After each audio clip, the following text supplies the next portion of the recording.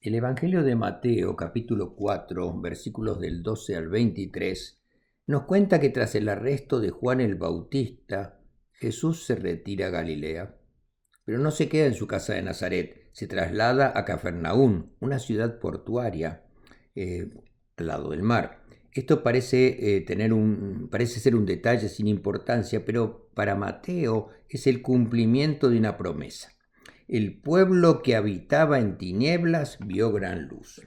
En aquel tiempo, los israelitas de Galilea eran mirados por encima del hombro por el resto de los judíos.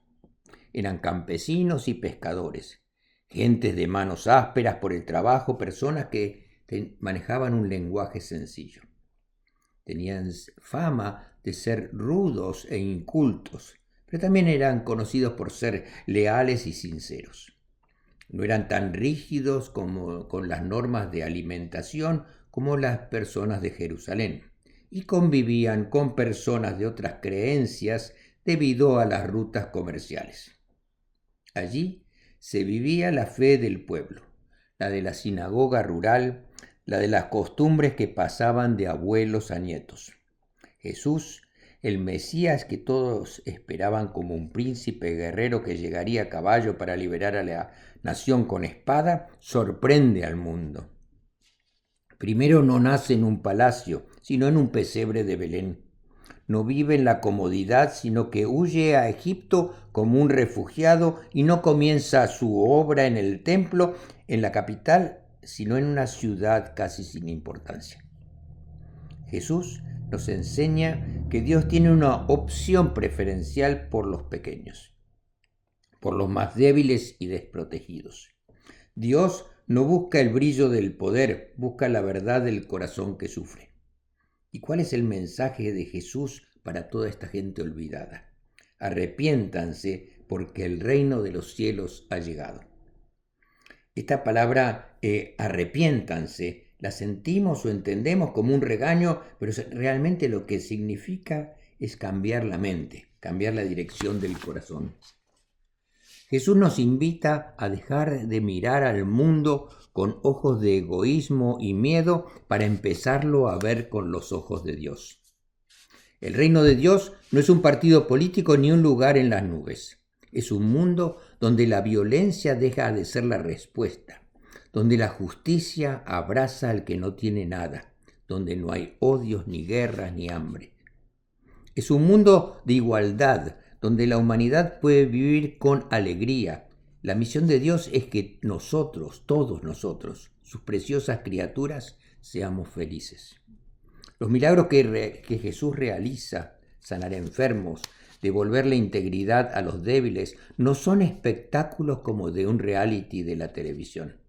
Son señales, son muestras, son ventanas abiertas que nos dejan ver cómo es el reino. Un lugar donde lo que está roto se une y lo que está enfermo recobra la vida.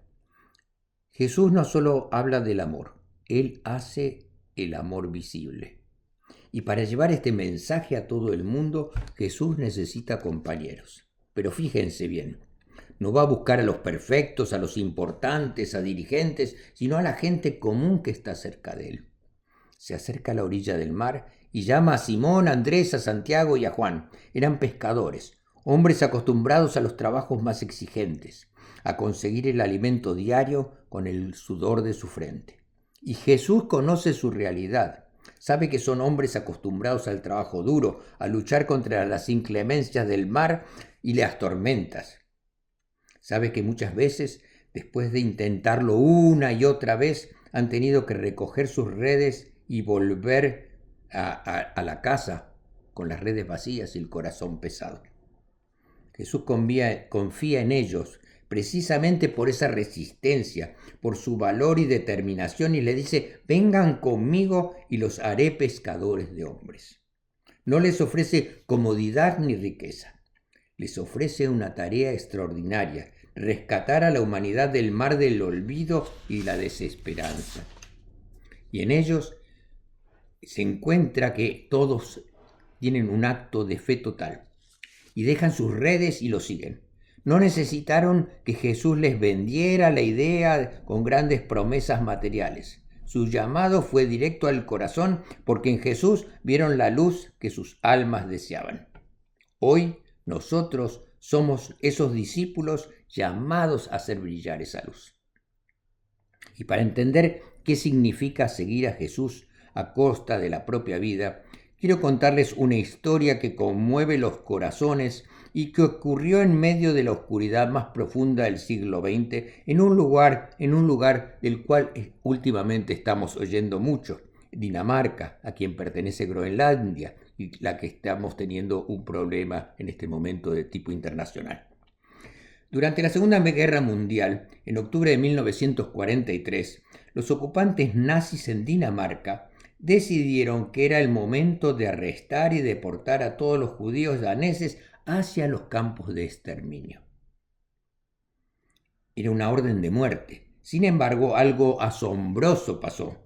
La noticia se filtró y de manera casi espontánea la población civil danesa se movilizó.